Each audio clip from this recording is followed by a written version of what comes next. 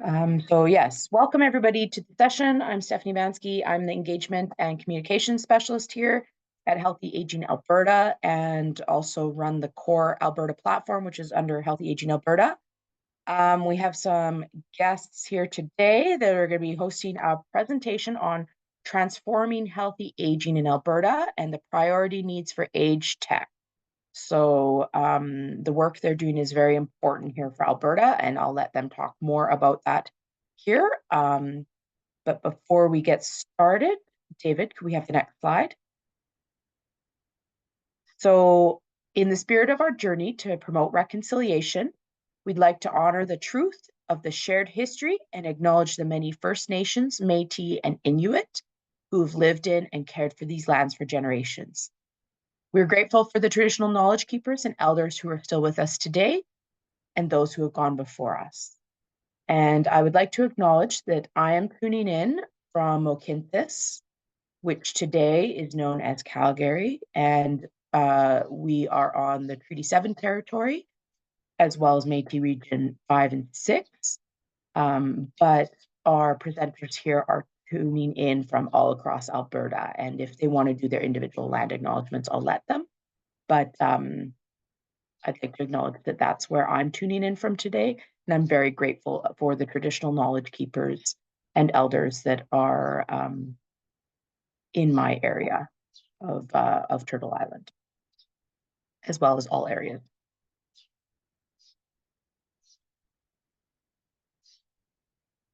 Next. So just some housekeeping. I already mentioned that we are recording the session here today. And we are hosting this via the core platform.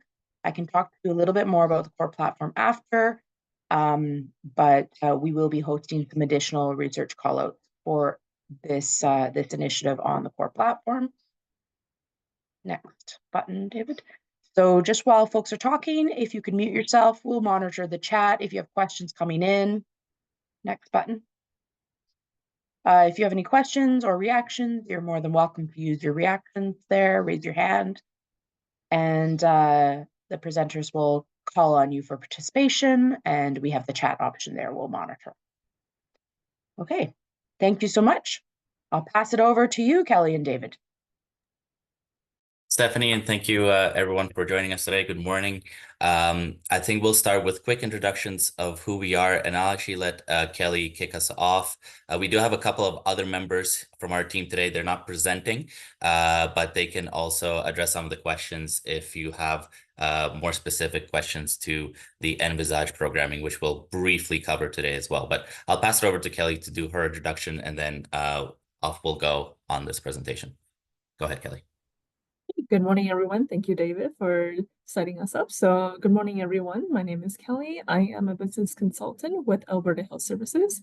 David and I sit on a team called Innovation and Business Intelligence within the Health and Evidence Department at AHS, and we're here today to talk to you about action assessment. So action assessment is part of a larger national initiative called envisAGE we will be introducing you to today. And basically our work is that we are doing a needs assessment on the priority needs facing older adults in Alberta, and we want to get some of your insights and feedback into what are the challenges facing our population and how can we use technology solutions to solve them. Thanks, Kelly. Again, good morning, everyone. My name is David Tonelson. I'm a Senior Innovation Advisor with the Innovation Business Intelligence team at Alberta Health Services. Like I mentioned, we are joined by our colleagues here, Nicola and Abram. Nicola is part of our team. Abram is part of the Seniors Continuing Care group of the SENs. Just a brief kind of setting up the stage of why we're the ones talking about this innovation business intelligence. We're one of the main doorways for new innovation to come into Alberta Health Services in the sense of providing evaluation and project support for the testing and potential adoption for innovations. We're not decision makers, we're facilitators of this work, and we work with both external and internal stakeholders. And you'll see how that kind of fits into the this general context of what we're here to talk about today. So we wanted to keep this content relatively light. There will be more resources that we'll link in the chat where you can take some more time to explore. There's a lot of details out there. We have a webpage with a whole bunch of resources, FAQs, and so on and so forth. Because we wanted to spend a good portion of today's session actually engaging with you and kind of getting your feedback and understanding in more depth your context, your environment, and seeing and exploring whether technology has a space in addressing some of your pain points, and essentially showcasing why these type of conversations and projects are critical for the delivery of quality healthcare and care for older adults, the support that caregivers, family caregivers need, and service providers need now and as well in the future. As we all know, demographics are changing. Today's challenges will only be exacerbated, and new things, new ideas, new innovations need to be leveraged to be able to sustain a quality care and support for the aging sector. So let's start with the project overview. So there's two key buckets of this work. We already mentioned envisAGE. That was the first step of this work. It's a national program, and we'll give you a bit more insights of what that is. And there's an opportunity to engage with that as well. Nicola and Abram are the co-leads on that, and like I said, they're on the call. So if you do have questions about that, we can address them as well at the end of this session, or there will be an opportunity to engage with them individually. The second bucket is the action assessment. That's the part that Kelly and I are leading, and we're hoping to get your involvement, your network's involvement in joining the conversation around this. And you'll see how these two fit together. So we'll start off with the envisAGE. So envisAGE is a new national program. It came through the collaboration between AgeWell and MedTech. If you're not familiar who AgeWell and MedTech are, they're organizations that work in the aging sector with the general goals of bringing in new technologies, new solutions to support healthy and independent aging. AgeWell, I believe, is a national entity. MedTech, I believe, is more focused in Quebec. And they applied and received federal funding of $48 million over the next 5 years to stand up this envisAGE program. The envisAGE program generally follows the same goals as these organizations, essentially empowering the process of evaluating and adopting new technologies and innovations for the aging sector, and bringing together the key stakeholders to create these types of connections and projects. So which stakeholders are identified by this program? Well, there's three. The first one are the innovators. They're the companies that will be creating the solutions or already are creating the solutions, the technologies to address different pain points within the aging sector. Then we got the community labs. These are essentially the service providers that support older adults, caregivers. They're called community labs in this case because through this work, potential technology or solution will be evaluated in their environment, in their context. So they essentially become a lab testing a potential solution. These could be AHS service providers, they could be community service providers. Essentially, it's a quite big umbrella. The last piece are the beachhead. Beachhead is a new term. I believe were being used in this program. Whenever we talk about beachhead, we're essentially talking about the evaluation expertise. There's supposed to be a beachhead for every single province, and they're essentially providing the expertise, the resources, and the ability to evaluate effectively and efficiently a potential innovation technology. So all three stakeholders come together for a project with the beachhead enabling the evaluation of the technology, the community lab being the one interested in potentially adopting the technology. And at the end of this process, they'll be the decision makers of whether the technology or solution is something that they would like to adopt based on the evidence generated over the evaluation project. So AgeWell has, I believe, 8 challenge areas. We've focused on these 5 and added our own, which is the healthcare and health service delivery. We'll be sharing these slides as well, so don't worry if you can't read all the definitions of them. As you can see, they're quite broad, and obviously they're quite complex, as well as flowing into one another. We'll be coming back to these later in this conversation to kind of get your perceptions on which one of these are, from your experience, from what you see day to day, are the priority challenges within Alberta. But these are the ones that we're working with and focusing on when engaging stakeholders at large.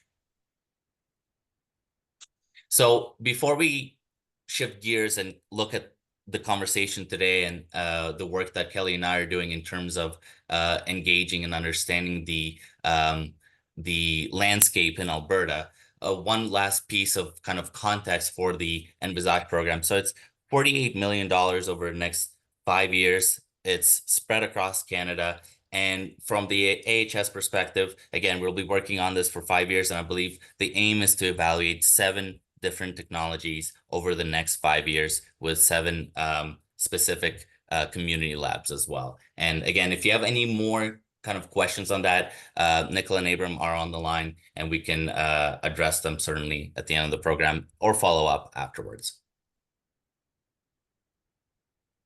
So the action assessment, with Nicola and Abram standing up the beachhead in Alberta, the first question obviously arose, asking, well, what are the challenges in Alberta? What are the most pressing pain points within the aging sector that we should be not only aware of, but targeting?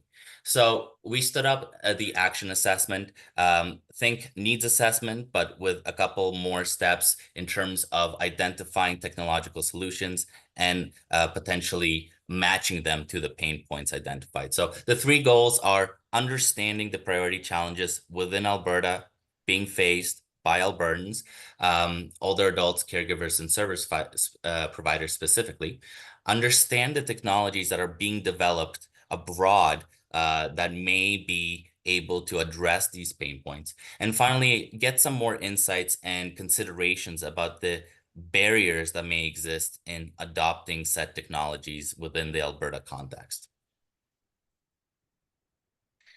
So who are we engaging? Well, we're engaging older adults, obviously 65 and older. We're engaging family caregivers, and we're engaging the service providers, which are also in turn can be community labs. The way that it's divided on this slide is Alberta Health Services service providers, like long-term care facilities, and then the community service care providers. There's other ways to potentially identify this, public versus private, but regardless, if it's an entity that provides services to older adults, caregivers, they would generally fall under this umbrella.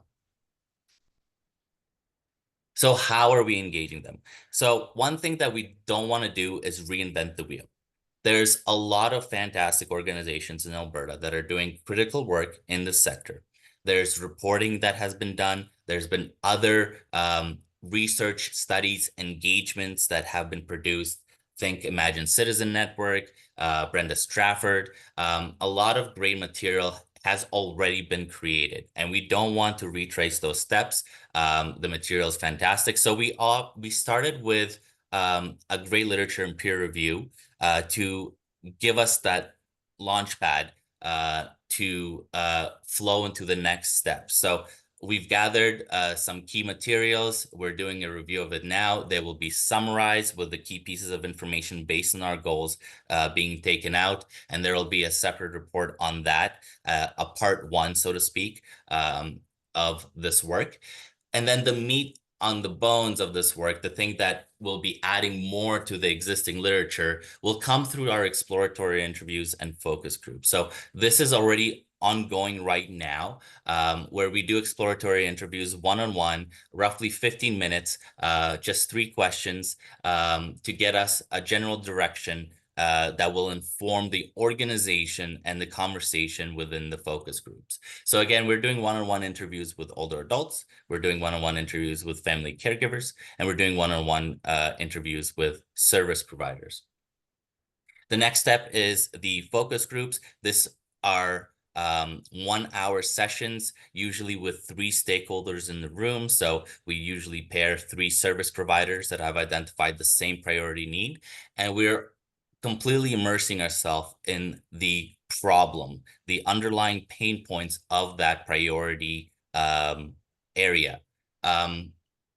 So there'll be 3 stakeholders, 1 facilitator, and we're going to be spending an hour just going through the 5 why process of understanding why this is a problem, why there's specific problems, understanding their specific problems, and with the goal of seeing whether there's pain points that can be addressed by technology. Because not every single pain point can be addressed by technology. Some it requires policy changes, but this is part of our discovery process of understanding where technology can be applied to help support these stakeholders. All of this work culminates with the action report. And like I said, there's 2 parts to it. The first one is focus on the secondary data, the literature review. And then the second part will be the analysis of the primary data that will come from the interviews and the focus groups. These reports will be publicly available for everyone to utilize, but will also inform our own processes, and I'll speak to that in just a second. This just gives you a bit more insight on how and what we're looking at through our conversations. This is not a research project. It's also not an end-all be-all project. To us, this is more of like a stepping stone for further, more intense potential research work. This is more seen as a quality improvement. That's why when we stratify our data, we're not going too crazy with how we stratify our stakeholders, but we did want to highlight and have representation across the province. That's why we're looking at zone representations. We want to get insights from both rural and urban environments because their challenges will be different. For older adults specifically, we are stratifying by age with 5-year increments. An 85-year-old will not have the same problems as a 75-year-old, as well as getting the perspectives from different roles within service providers. Leaders tend to think of system level problems, which is fine, but we also want to get those day-to-day pain points, the simple trip ups that happen when as a frontline worker, for example, provides care to an older resident or a family caregiver. So like I mentioned, this is our current timeline. The 3 steps of expressions of interest, exploratory interviews, and focus groups are all happening simultaneously. We're still gathering expression of interest. We're doing interviews as we're doing that. And we'll also be organizing focus groups. And all of that will keep on going until the end of July, early August, but with the report being scheduled to be published sometime in September for the primary data, the part 2. Part 1 should be coming relatively soon, but we don't have a date for that just yet. This is just a quick slide on the amount of resources that we developed. Again, this is something that you'll be able to explore as well through our website that will be able to answer some of your questions. Thank you, Kelly, for linking our page. If there's something that has not been answered, if there's more meaningful conversation that you might want to have, more questions, if we have time today, we can address them, but you can certainly follow up with us, and we're happy to jump on a call and talk through anything that you need clarifying. So in summary, this is kind of what the whole picture of action looks like and how it flows and supports the envisAGE program. We have those 3 pieces of understanding the current landscape and environment of the aging sector within Alberta that will generate the report, which will then inform the envisAGE challenge call, which is, I believe, slated September, October, and Nicola Abram, you can correct me if I'm getting that wrong, which essentially will help our team to broadcast the needs of the Albertan aging sector and attract solutions, essentially saying, these are our problems, submit your solutions, technologies. Those have their own process of being evaluated, which ones are going to be selected, and then a project will be stood up through the envisAGE program. And again, this is going to happen 7 times over the next 5 years. There could be more research and information gathering done. Again, the action assessment is not an end all be all. It's more of a stepping stone, but that would be more expanded potentially with more stakeholder groups. That we understand and we know that there's limitations of this work, but with the current scope that we have, the timelines that we have, this is what we are working with. So we usually end these type of conversations with an ask, and I'll leave that here as well, but we'll probably start our polling here because we wanted to get your engagement for the next 40 minutes or so, or 37, I think we have left. But we want to get as many of these stakeholders, the older adults, family caregivers, and service providers to come to the table to have these conversations with us. And the commitment that we're asking for is essentially the 50-minute interview. There's an expression of interest sign up form. This is what you see here. And again, we'll share these links, or you can sign up through the website that Kelly posted. And we just want to have a conversation, 50 minutes, get some feedback, hear a story or two from your experiences. And then there's an opportunity to also join focus groups, but that's not the commitment right now. The commitment is only the 15 minutes, as well as spreading the word within your networks via your teams or older adults or family caregivers that may be in your life, or the ones that you engage with through your work. So I believe that's, yeah. So that's our slides, but we wanted to shift into our polling and kind of get you guys to engage. So I think, Stephanie, am I able to launch the poll, or do you need to do that? You should be able to launch it as a co-host. I know Kelly was able to see it. Yep, I can do it. Okay, cool. So I think our first couple of questions is just kind of testing the waters of who we are talking to today. So if you can select which stakeholder group you identify with the most.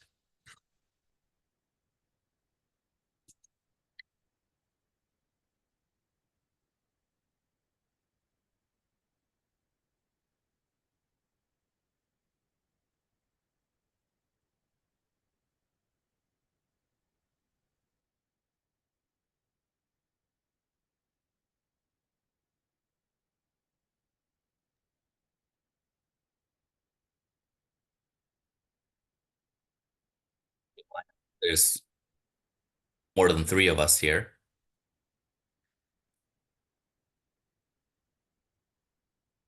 Yeah, when I launched the poll, it showed every single question, right? Or just the first one? Yeah, it shows the question to everyone, I believe. All 10 are there. So Okay. some folks are working their way through question 2, I see. Okay. I don't think Oh, they're anybody's answering question all of them. 3. Yeah. Yeah, they're answering all of them at once. Oh, yeah. Hold on. So we have 4 out of 14.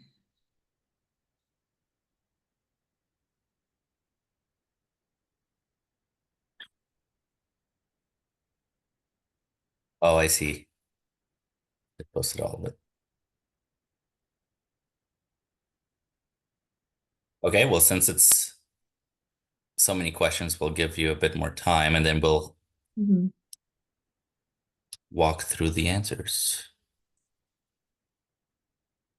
Yeah, if you have any questions about what we mean, please feel free to raise your hand, unmute yourself, or type it in the chat.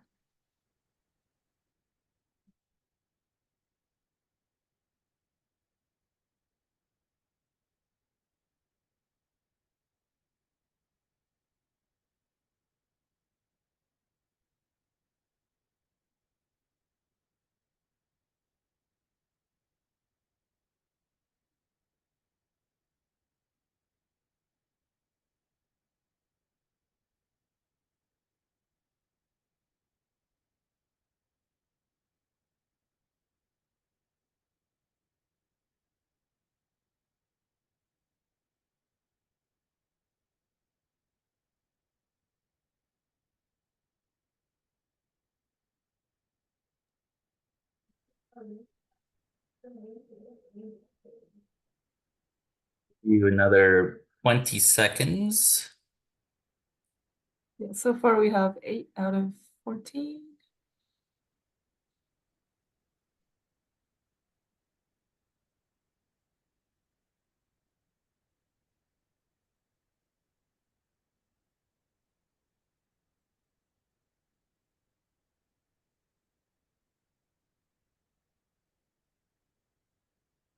10 more seconds, and then if you're still answering, that's okay. Keep working on it, and we'll just start going through what we've got. Okay. Yeah, just don't end it and share it until folks are Yeah. Mhm. going through. I think we're almost there. We have only 2 more people. Yeah, fantastic. Mhm. Thanks everyone for providing those answers. So from question number 1, we have a pretty good spread here, which is fantastic. I'm kind of curious to see how that affects the answers below, because through our conversations and interviews, there's some similarities in terms of the pain points that our various stakeholders have already mentioned, but there's also some significant differences that we encountered as we're doing our interviews. Okay, so a good spread, and then also a good spread for the location, rural versus urban. Can the participants see these results, or am I the only one seeing them? Once you hit end, then they can see the results. Yep. So I'm Okay. just gonna give it 20 more seconds and then I'm gonna end it. So until Okay. then, you can just describe to them. And then once you hit end, we can show everybody. Yeah, so question number 1 and number 2, the stakeholder group and the urban versus rural environments, pretty good spread with 4 of you, both urban and rural, which is fantastic. We like that type of diversity, and this is the type of diversity that we're looking for, so that all perspectives are represented. Okay. Did we end it? Yep, I just ended so Okay, everyone so everyone should can be see able to that. see.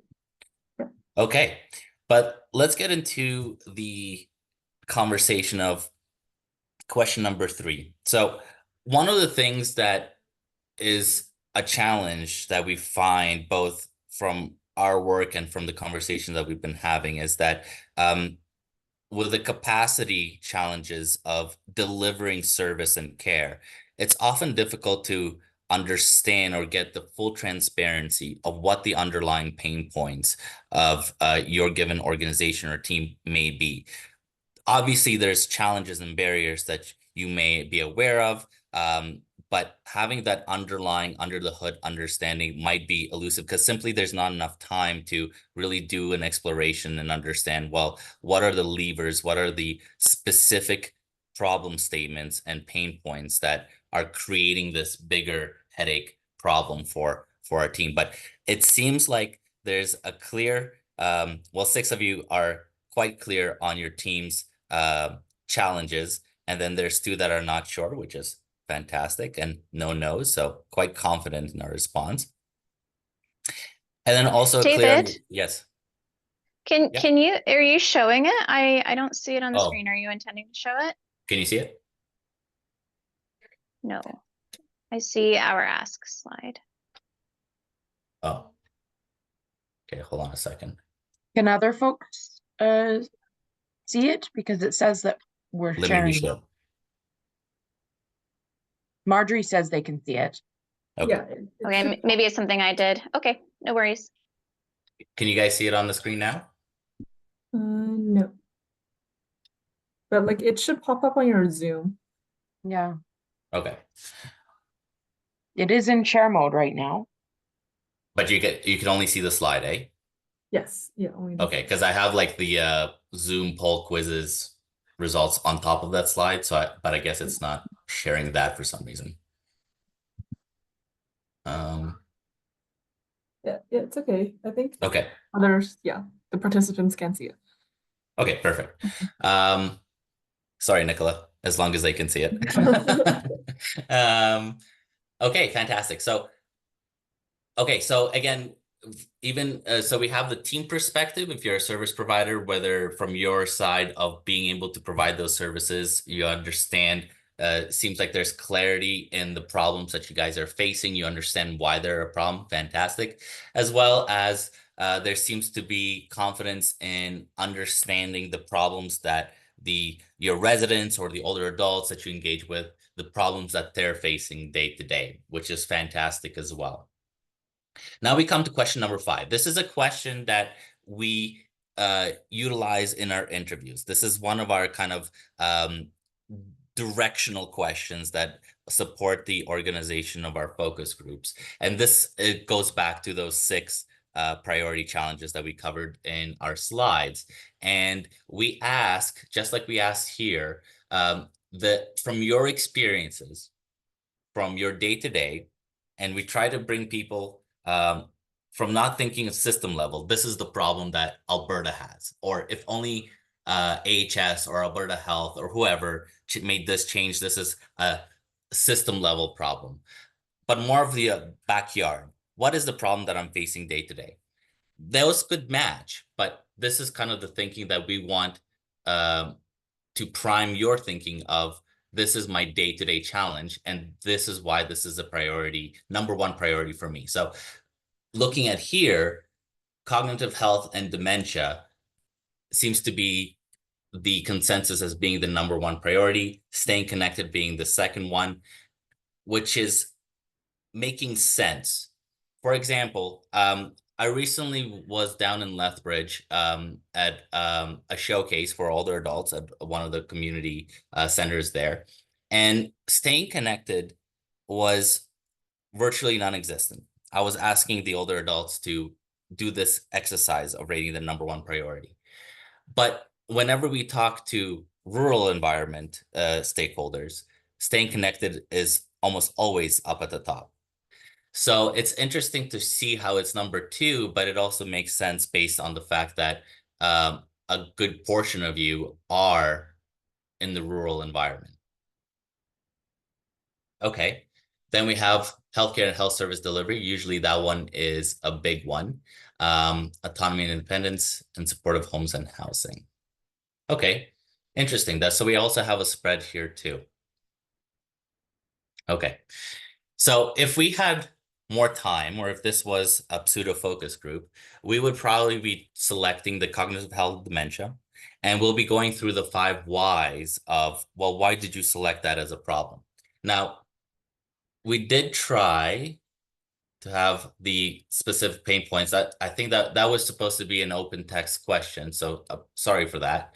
But we wanted to maybe pause here actually and give an opportunity for you guys to come off mic, and regardless of which #1 priority you've selected, maybe you can share a story or a specific problem that falls into the bucket of the area that you've selected, to kind of provide more context. Why did you select your specific priority area as the #1 priority? What from your experience, from your day-to-day, you've encountered to be a major pain point that made it the #1 priority for you? Let's see if anyone's brave enough to come off mute.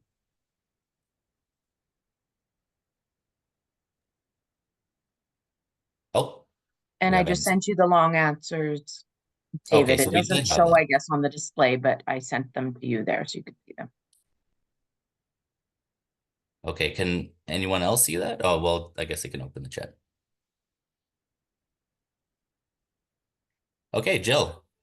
Hi, my name is Jill Chambers and I'm in Calgary. I work with a lot of older adults and their families. And one of the things I find extremely frustrating in terms of the health and health service delivery, one would be the lack of knowledge of community resources by AHS staff. An example I'll give you is I have a very frail elderly client in an assisted living facility. It's a subsidized spot. And every time, his name's Arthur, every time Arthur gets anxious, his blood pressure either drops or goes through the roof. He has pains, he's uncomfortable. And so the facility calls an ambulance. So we've gone through the whole thing about changing goals of care, et cetera. He should be comfort care, not medical care. But there is something called community emergency services. Anyway, it's literally it's different than calling an ambulance. You're calling paramedics, community paramedic service. The paramedics come and they assess the individual, and then yes, if he does require transport to hospital, they will arrange it. But instead of having an ambulance show up and taking that away from acute care or critical care situations, they just phone an ambulance. They didn't even know that the community paramedic service exists. So that's one beef I have. And the other one is I find that there's just absolutely no application of critical thinking. Another situation was again an individual in an assisted living setting, and all of a sudden there were some concerns about what was going on with her capacity, and I was actually working as her attorney under power of attorney.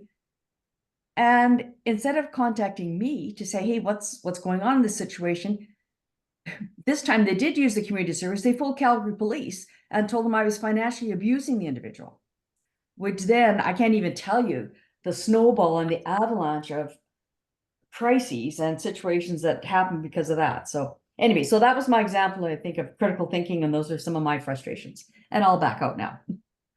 Well, Jill, while I have you, I'm going to pick on you for just a moment. The first kind of pain point that you mentioned is something that we've heard in different ways from different stakeholders, which is essentially the navigation and transparency of the system. Again, we've heard this from older adults that don't know, A, what services may be available to them, what access they have, and B, how to access them. And that could be the same issue from the internal, whether they're AHS staff or community-based staff, that, I mean, you can't know everything. The system is complex, so on and so forth. So we've heard this navigation and accessibility problem before. I wanted to prompt you real quick, and if you don't have an answer, that's fine. Why do you think that that is a problem? Why is navigation such a pain in the butt? Why is it such a barrier? Do you have any thoughts about that? Well, partly we're dealing with older adults, and the way they used to find services was the Yellow Pages. So they don't have the Yellow Pages phone directory anymore, and they are not tech savvy. And sometimes even their family members aren't. So now, we do a lot of promotion of 2on1.ab.ca. Okay, so This is where you go to find services in Alberta. It is so difficult to get listed on that directory if you are a for-profit business. So my view is that AHS, they operate as if they have hemiplegia. They only see half the world. They only see the free services, the services that AHS provides, that community groups provide, that nonprofits provide. They will not even consider that there may be a business in the community that could meet the needs of that client. So that's part of it, and that they only have half the information. And even then, an example recently, it was a kinesiologist. What was it? They were speaking to individuals about services that people need at home. And here's a kinesiologist working for AHS and has no knowledge of the Alberta Aids to Daily Living program. How can you be talking to people about getting wheelchairs and walkers and not know about that program? So it's a lack of, maybe we focus too much on talking to people about systems and using Connect Care and using computers instead of resources and what is available. Because staff, unless they're learning this on their own, they don't even know where to direct clients to. Right.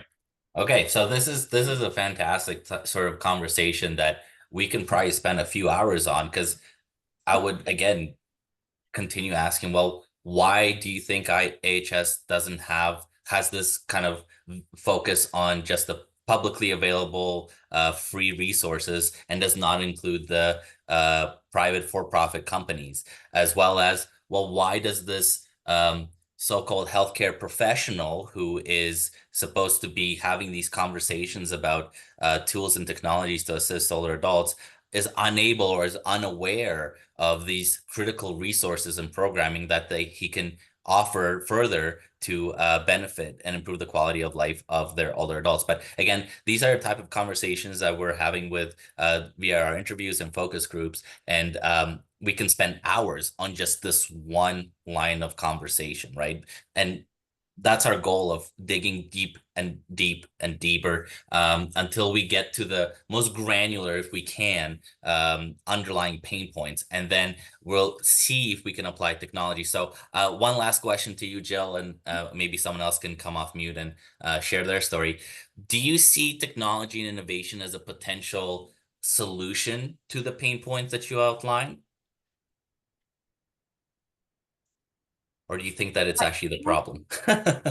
No, I think it can be both. I think if we have to use technology in order to find resources, I think that's a challenge. People that don't use technology have to still be able to use a phone and phone a number and get some direction. So in my line of business, I have a for-profit business, and I started a not-for-profit business. And the reason I started the not-for-profit is that people were coming to me as the go-to person. Well, how do I find this, and how do I get that, and how do I get something else? So I started that not-for-profit business so that I could work on building a database, and I could get people to phone me, and then I could say, okay, well, you need to talk to the way in, and you need to consider the mustard seed when they're talking about, transitional housing. Yeah. So I think it could be both. I think we could do it by having more robust databases and navigation for people. And we also have to be considerate that we don't exclude the people that don't have a smartphone or a computer. Okay, fantastic. Thanks so much, Jill. I really appreciate the insights, and again, heard very similar stories to what you were mentioning, and these are the type of things that we need to understand and really pinpoint to see where I guess the biggest fire is, to be able to apply technology and innovation to either support older adults or family caregivers or service providers. Does anyone else want to come off mute and maybe share the different flavor of problems that they've encountered with healthy aging? Okay, Indy, go ahead. So yeah, I work in the home care sector, and I find my biggest pain point is that getting people the care that they need in their homes. So I know that the AHS case managers would come in and do a RI assessment based to authorize the amount of hours. But as an RN, working with acute care for almost 30 years in AHS, I find that there's like not a fair a fair number of hours, or the amount of the care that they require is kind of, because I find that the clients and their family members, they don't understand how to express the needs, and they always like come into, and that kind of is a big gap between getting the right type of care and right number of hours. So we do advocate, we do coach them as much as we can, but still I find that, especially with dementia. So I have few clients who would be needing like almost 24/7 because they're living by themselves, and somebody needs to be watching them, so that they don't leave the house without their clothes, or they're not walking into below temperatures as in Alberta, So I find that, things like that, when the assessments are done, it's not taken into consideration that, this person is living by themselves. They're risk for elopement. They could be, it's not safe for them, right? And then and the hours that we get, it's like they won't tap into like companionship, or even just to keep an eye, just to keep an eye on to keep them safe. So those things don't come into these assessments at all. So I'm finding that, that family, they're busy with their own lives, and it's and then the the client is unable to pay, right? So now we have this client directed invoicing, with that money is there, but still getting that help it's very, very challenging at this point. Okay, thanks for sharing. Yeah, as you can see, like, for what I heard, there's that communication challenge from the client, from the older adult, with the potential service providers, and the family caregivers, like you mentioned, in this case, are not around to support that communication, which is there's a lot to unpack here, and we can see how complex all of this is. I believe I think Abram was the one that mentioned that you talk to an older adult, you've talked to only one older adult. Each one of these older adults, stakeholders, have very unique and complex background that requires tailored care. But if I can maybe dig a little bit deeper on the communication side, can you provide a bit more insight about, well, why do they struggle with communication? I know the dementia part, that's the easy one. Is there other kind of reasons why an older adult Yeah. struggles to communicate the care that they need? So I will give you an example on that. So I just did a consult 2 days ago with this couple. So the wife is totally wheelchair bound and she is total care, and they are in an assisted living facility. So she gets care, like with her medications, with her personal care. And so the nurses would come in when she needs that care, right? Now, in between those times when nurses are not visiting the patient, the husband, who is independent, and they live together in the same room. So he's providing the care. And he told me that, Indy, I'm so burnt out right now. And I've been asking the case manager to provide me with respite care. And they are totally 2 or 3 times, they totally refuse to give him that respite care because they think the answer from them was that, you live in a facility and you should be getting that care in the facility. And he said when they're short-staffed, then he ends up even doing the rest of the care that she was getting from the nurses.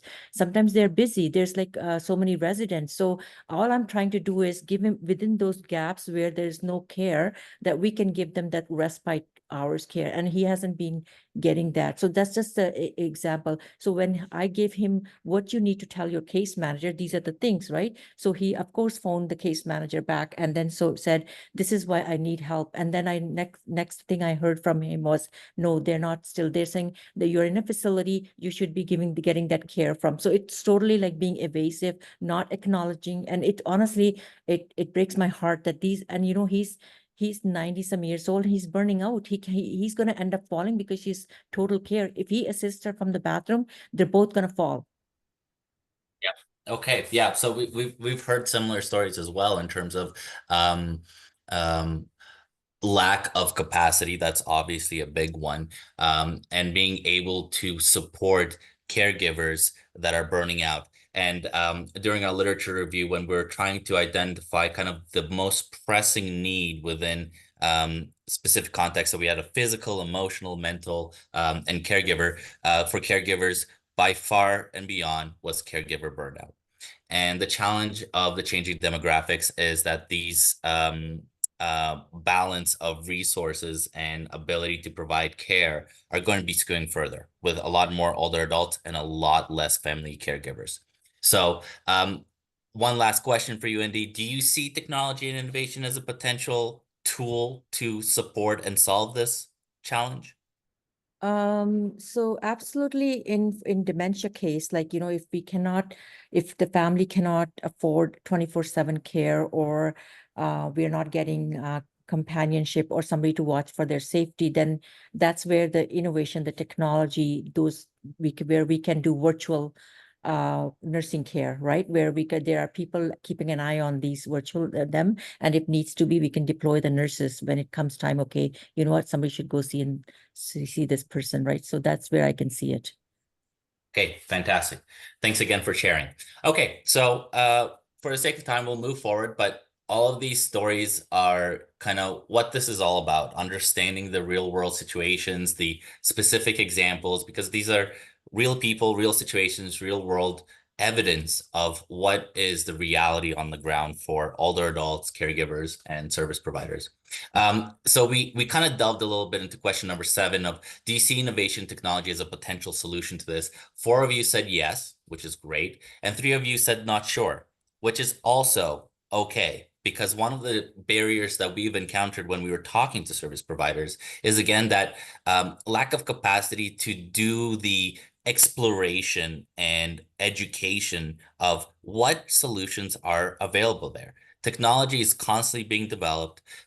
It could be addressing a very niche, specific problem that might be affecting you, or it could have a more general sort of value proposition to solve the whole kind of pipeline of processes, whether it's scheduling and organizing and identifying who needs care, when and how, so on and so forth. But usually the healthcare and service professionals don't have the time to do that exploration. So this is something that Action and in turn envisAGE will be supporting.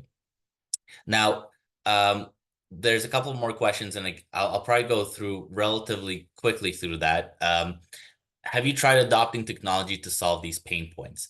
Two of you said yes, 3 said no, and then 1 said not applicable. Okay. Curious to hear why, or rather curious to hear for those that said yes, how did that go, if it went? And curious to hear as to why not, why they have not tried technology, considering that it potentially may have been applicable. But for the sake of time, we're actually probably going to move right on ahead. But this is the type of conversations and questions that we'll probably be going through the interviews if we get more signups, whether through you guys or through your networks, if you'll be spreading the word. And then the second last question, the current barriers. So this has a pretty significant, or not significant, but it has a good spread. Not enough capacity, of course. Lack of available expertise to implement or evaluate technologies. Yes, we've heard that quite a bit as well. Lack of funding, sure. And lack of awareness of opportunities. So pretty much 3-3 across the board, except for lack of awareness, which is 2. But it seems like this group is not especially unique, because we've heard all of these type of things from all the other stakeholders, which is a good thing. It just builds more of a case for the reality and the challenges that Albertans face. Now we have, I believe, 5 minutes left, so we'll go on ahead to the last question. Are you interested in participating in the action assessment? So we have 4 yeses, 1 no, and 1 not sure. So I'd be curious, and this is something I'll post to you right now. Why not? And why not sure? Throughout this process, we saw that you guys have good clarity and understanding of the problems. If we did go through an exercise of why, the 5 whys, where we keep asking you why is that a problem, and we get more and more granular, the expectations that we'll be able to get to that granular component. There's clearly barriers and challenges that are being faced in terms of not having capacity, or not having expertise to evaluate or implement technologies, and lack of funding and awareness of opportunities. And via the action and envisAGE programs, we'd be able to support all of that. envisAGE has its own funding that supports the evaluation. Our team has the expertise.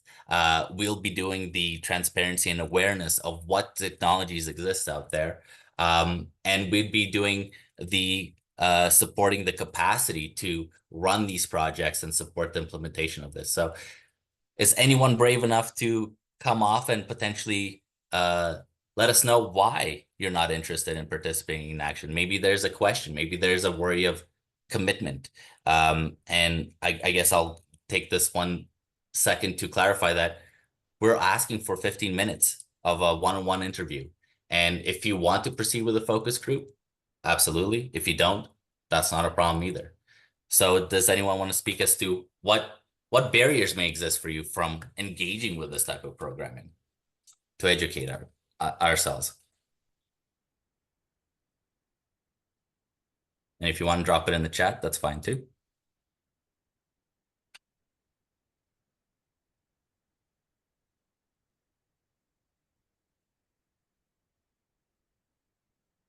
Okay. Okay, no one's brave enough. That's fine. Okay, well, sounds good. Again, I appreciate the conversation today. I think we have a couple of outro slides for you, Stephanie. But again, our team wanted to thank all of you for spending some time with us today, sharing your stories. Again, we'll be sharing this information. You have our website. Please do sign up. These conversations will directly inform the decision-making that happens through the envisAGE project. We will be taking all of this information. There'll be anonymized reports coming out that will be publicly available, so you'll have access to them as well. And we'll be using that information to directly select and evaluate the technologies that will be addressing the most pressing needs. So sign up yourselves, share it with the stakeholders that apply, share it across your networks, help us understand and get more insights on the real problems that are occurring in Alberta. And I'll pass it over to you, Stephanie. Thank you, David. So yes, just thank you, David and Kelly, for your presentation here. And if you're interested in more presentations like this, join us on the Core Alberta site if you're not aware of it yet. David and Kelly might also be sharing some of their additional resources and attachments and other call outs that they're doing right now. So there will be some content from this project coming up on the site that you will see, as well as they've shared all of their direct links in this. We will send out a post email as well that we could include some of those direct links that they provided so that you have those again. So yes, chat with us in the platform. And we also have a post-session survey there in the chat if you want to give us any thoughts or stuff on the session. But otherwise, thank you for attending today. We did record the session. If you wanted to revisit any of the slides that David presented, there was a lot of information there. So we'll have that as a post recording that we'll send out. And otherwise, yeah, you can connect with us if you need more, if you have more questions about CORE, or if you want to be put in touch with this team. And thank you everyone for attending today. We'll let you get on your way.